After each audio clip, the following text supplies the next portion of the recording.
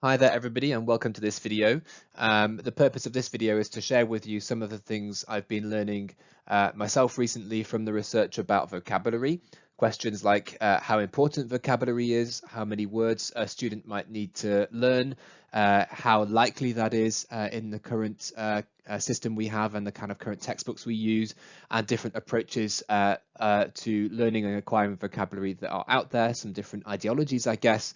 I got interested in this because there is a big debate coming our way in MFL in England about vocabulary lists, and the idea of which words we should learn first. That relates to some reforms that are going to be proposed by the government, led by the National Centre of Excellence for Language Pedagogy. So I hope you find this useful and thought-provoking. I've really enjoyed making it, so enjoy. But before we go any further, let's first pause on this question. Is vocabulary even important at all? I think there are plenty of commentators out there who would say that at GCSE certainly we should be focusing not on breadth or on coverage, but on depth or on mastery of certain core phrases and certain core structures such as tenses. I think that's certainly what our GCSE really requires students to do. It's more interested in students being able to spot the differences between tenses and say relatively similar things in three tenses and two moods, including the conditional, than it is encouraging students to be able to say a wide range of different things. And we see this reflected in mark schemes. The evidence, though, is that vocabulary is perhaps much more important than we give it credit for in the English system. This study by Lars Steyer is interested in the relationship, the correlation between vocabulary size and listening, reading and writing. He doesn't just correlate, though, he does what's called regression analysis to look at causality, and he finds that 72% of the variance in student scores in a reading test is attributable to their vocabulary size. So that means that if you've got a class of students and they're all getting different scores in a reading test of some description, then that's largely relates back to the fact that they've got they know different numbers of words in the first place. In writing, the figure is 52% and listening 39%. So as practitioners, what that means is if we want our students to be more proficient, the most important thing we can do is expand the number of words that they know, and it's particularly important in reading. This other chart really reflects that, and it's a study which looked at the vocabulary size of A-level students at different grade levels. And it really clearly shows that students getting high grades in A-level French knew far more words than those getting low grades, almost twice as many, in fact. So if we want to motivate our students to do kind of work on their vocabulary, I think this is quite a helpful tool. Now, it's not to say that grammar isn't important. I think it's worth reminding ourselves that it's much easier to internalize and master grammatical structures if you've got plenty of words in which you can deploy those grammatical structures, or if you've learned plenty of words which enable you to see those grammatical structures in action. It's very difficult to be able to use a tense or a pronoun structure very fluently if you just haven't got the words to do it with. So I think this slide reminds us just how important vocabulary is. So once we establish that vocabulary is really important, it's then appropriate to ask ourselves, well, how many words should a student know at different levels, and which words should they be? You might have seen something akin to this graph before. It's called a zip curve, and it shows us various things. Firstly, it shows us that if you know the top 2,000 words in a language, that you will be able to understand about 80% of the words in a given text or piece of speech. And it shows us really how high frequency words, the top 2,000 words, really form the bedrock of words used in a language in many contexts, not just in everyday contexts. So that includes things like in the media.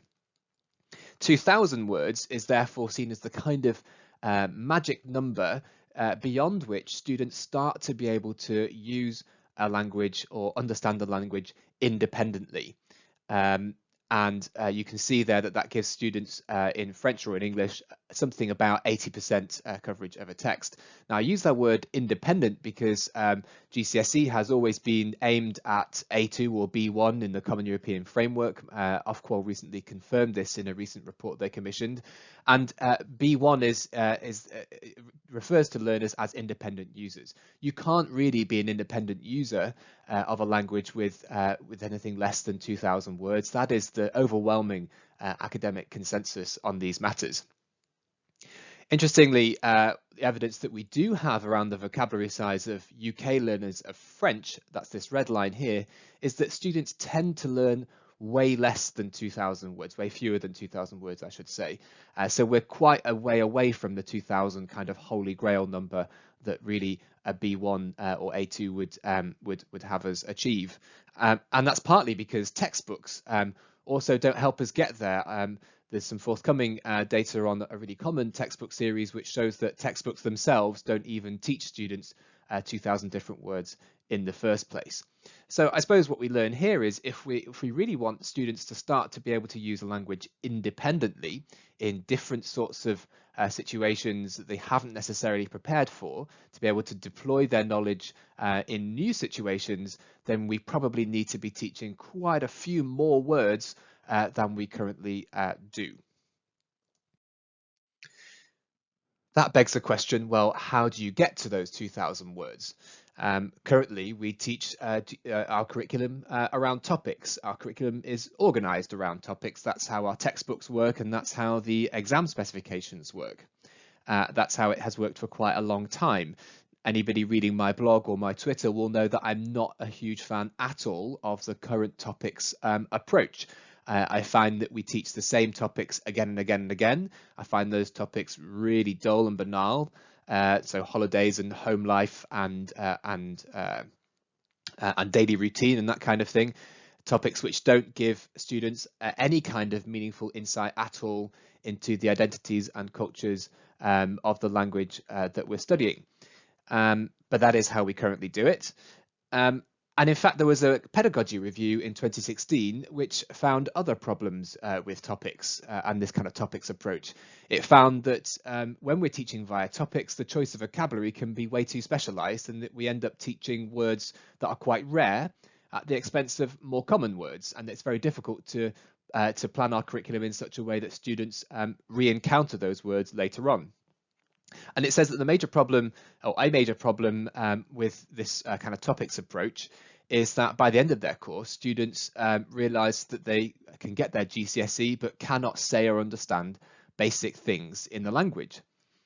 And don't forget, we saw on the previous slide how much of normal language use is based on high frequency vocabulary. So surely there is an argument to follow the alternative approach on the right of this screen to introduce words in frequency order, i.e. we should teach the most frequent words first. That is indeed the approach adopted by the National Centre of Excellence for Language Pedagogy, known as NCELP. Now, to be clear, NCELP was itself created by the Pedagogy Review. NCELP exists because the Pedagogy Review more or less called for it, and the people involved are essentially the same people. NCELP is working on, well, it has its own approach to language learning, and it's also highly influential in the review of modern languages content, which is taking place at the moment and which will be out for consultation imminently. And in that review, we're expecting it to be said that GCSE should do precisely that. Really, we should be teaching words pretty much in frequency order. So if you like, diagrammatically, I can represent this. We start off in our early years of learning a language by learning the top 1,000 words, perhaps then branching out to the top 2,000 words. And it's only after GCSE that we would really be interested in teaching students words at the 3,000, 4,000 and 5,000 levels. And I put that red circle there. What we're expecting the government and NCELP to say is that GCSE should really focus on students learning the top 17 to 1,800 or so words in each language, the most frequent words, that is, because these are the words which are the most kind of valuable. The way they will assert this is that the new GCSE, as it is proposed, will be made up of not of a list of topics, but a list of words, that list of words being those top most common words, and all tasks in the exam would be set according to that list. So if you teach that list and if students learn the words on that list, then they will be able to cope with what's in the exam. And to go back to the original pedagogy review, the main rationale for this is that students can't understand basic things in the language if they don't learn those really common high frequency words. So I was really interested to look at some things which I considered to be relatively basic expressions in a language. So on the left there, I've got kind of the GCSE as NSELP would have it. And on the right, I've got a series of utterances or expressions which I think would probably constitute basic language use. So for example, saying your age, or talking about really common occupations, or what you do as a teenager, or kind of key things perhaps about eating out, perhaps talking about your religion, kind of common words to describe your health or modern technology, perhaps really common foodstuffs or things to do with travel and transport in the target language country. Now, remarkably, all of these utterances and expressions involve words beyond the 2000th word in terms of frequency. That is, although these things are basic, they actually require infrequent vocabulary. It's not true to say that basic things are the same, or basic words are the same as highly frequent words. There are lots of quite basic words which actually aren't that frequent, and vice versa. There will be lots of high frequency words which might not be that basic at all. I guess it really depends on what you mean by basic and what the intention of the curriculum is. These signs also show you various things that you wouldn't be able to understand if you only learned words which relate to the top 17 to 1800 most common words. And in fact, all of the things on the right there involve words which are not even in the top 2000 words. The reason for this is that although we can kind of plot a language on a graph and show that a large proportion of what we say and write and hear and understand relates to the top 2000 words, in reality, virtually everything we say will always involve a fair number of words that aren't the top 2000 or the most frequent words. And the reason for that is pretty simple, actually. When we're talking in a language, we're nearly always talking about something. That means that what we're communicating has content, and it's that content vocabulary, so the food we're eating, the religion we have, what we're wearing, what I want to do, or the item that I'm holding in my hand, whatever it is, all that stuff is content vocabulary which takes us beyond the top 2000. So if you only learn the top 1800 to 2000 words or so, you learn the kind of generic vocabulary, but you don't actually learn the words that you need to use to be able to say what it is that you want or the thing it is that you've got a problem with, for example. So that content vocabulary is actually absolutely crucial to what the communicative intent is. The devil is completely in the detail. It's perhaps not surprising, therefore, that there is considerable criticism of this NSELP approach of learning words in frequency order, which I've represented in this kind of dartboard diagram on the left here. There's certainly no country in the world which does this and has got a curriculum which puts this into place, this kind of frequency sequencing of words. And there's very little, if any, research evidence to say that it will work. One particular academic of note is this guy, Professor James Milton. He's something of the kind of doyen of vocabulary learning in second languages or in classroom languages in the UK. He's done lots of work looking at learners of French in the UK and learners of French overseas. And he argues that rather than learning words in frequency order, that actually topics and themes is absolutely crucial for two things. Topics and themes firstly give students a sense of coherence to the content that they're learning, but that also they give students the exposure to the less frequent words, which are very, very important, in fact essential for communication, either productive communication, speaking and writing, or receptive communication, listening and understanding written texts. So what Professor Milton's approach would have us do is in different phases of language learning, focus on topics which give students exposure to planned parts of the lexical range. Automatically, students are going to cover lots and lots of high frequency vocabulary because, well, those words are high frequency, which means that they're going to come up anyway. Whatever topic we choose, those high frequency words will automatically be found and be repeated. And that as we go through the curriculum, we layer up the different themes and cover new areas of vocabulary, but also the lexical areas overlap, particularly in the more frequent bands. So you can see as a course progresses, students would learn more and more words and end up with something pretty similar overall, but all the while they're learning to be able to actually say and do things in the language. What that might mean is that in the initial year or so of, or however long it is, the initial phases of language learning, that students don't achieve 100% coverage of that top 1,000 or 2,000 word band.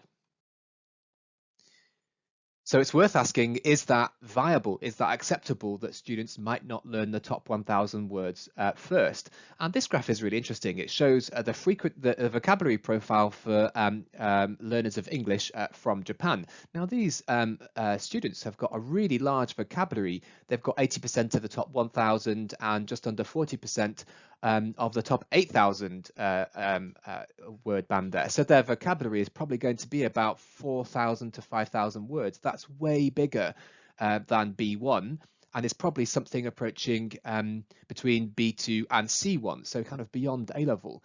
Even at that level, students haven't got 100% of the most frequent word bands. That's actually quite normal. And that also reminds us that students don't learn everything that we give them in classrooms. We can teach the top 1,000 words, but students are unlikely. Virtually no student will learn all of them, certainly not at a cohort level. Okay, so here's my concentric rings of vocabulary, and this is what the government is going to be proposing in the NSELP GCSE, that GCSE is set to this kind of tight core of the top most common words. What would a curriculum look like, which is better than the existing one, and perhaps more productive in terms of helping students achieve the levels of breadth and fluency in their vocabulary that independent users would have them want. Now, this is where I was slightly challenged by Professor Milton's research showing the importance of topics and themes, because, as you know, I don't like those topics and themes. I think topics and themes we have at GCSE are too repetitive. They're really uninteresting. They're not kind of culturally evocative, and they're also really unfair on those learners from more disadvantaged backgrounds. So what would a thematic curriculum look like which is more successful? And the key here is thematic variation. So you'd have to identify whatever topic it is that you think your students should be able to communicate on.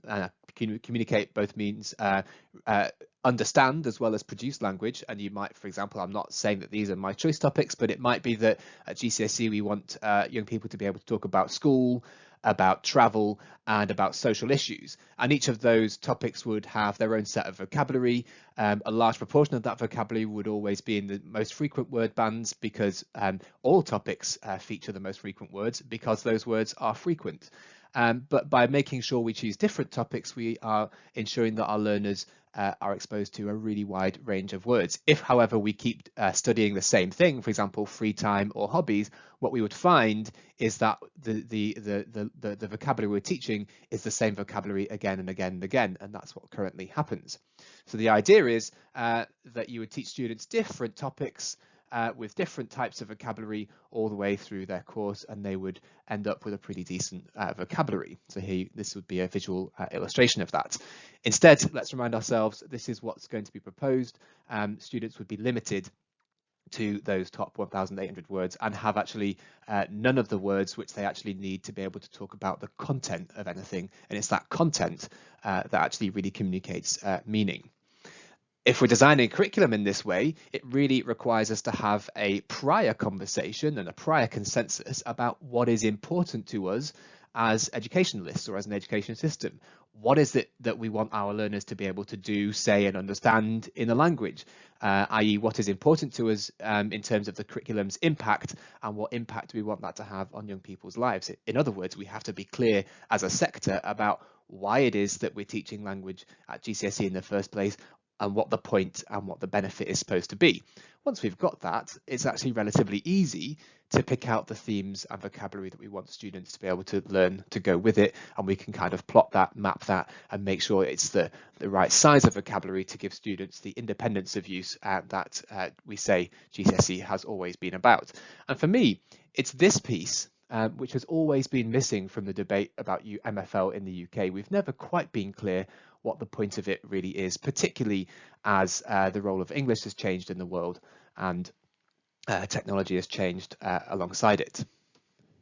Now, it's worth saying that Professor Milton is not a lone wolf in advocating this kind of rich curriculum with lots and lots of different kind of lexical fields, lots of different topics and themes, focusing on vocabulary, which takes students beyond those top 2,000 and not just focusing on kind of only learning high frequency words. This is a lady called Heather Hilton. She's an American academic, I believe, who now works at the university in Lyon. She did a presentation which you can look up online. I'll put it in the notes on the YouTube. She's talking to French teachers, as in teachers in France, also aiming at level B1 for their learners, just like we are here in the UK at GCSE. And she talks about how important it is to learn high frequency words. She also shows us that high frequency words will naturally occur in virtually any topic. And she says that for B1, we should be teaching about 5,000 to 6,000 words, and that we should be careful about which words they ought to be. So she's really advocating precisely this that we can see on the diagram without the red circle as it is.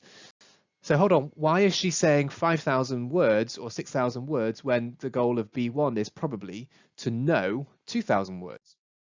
And that's all about the relationship between input and uptake. What we teach, and this is something we all know as teachers, what we teach is not the same as what students learn. And in vocabulary terms, input always exceeds uptake, i.e. students will always learn fewer words than the total number of words that we input. It's generally found to be that in successful courses and classrooms, on average, students will learn about 50% of the words that are taught. So let's say that this green circle represents my B1, that golden number of 2,000 or so words. If we want students to learn 2,000 words, then we need to teach probably 4,000 or 5,000, which is pretty similar to what Heather Hilton was saying about to teachers in France. So going back to the NSELT proposal, if we really want, if GCSE is driven by a vocabulary list of 1,700 to 1,800 words, that will mean that on average, if the UK is anything like any other successful international language learning context, that students will learn about half of that. There's nothing to suggest that suddenly students in the UK will suddenly learn 80% of input rather than 50%, because there's nothing particularly different that we will be doing. So if our vocab list that the government gives us is going to be 1,800 words long, then students will learn 900 words. That's actually not very different at all from the red line on the graph that I showed you earlier, which shows us what students currently learn.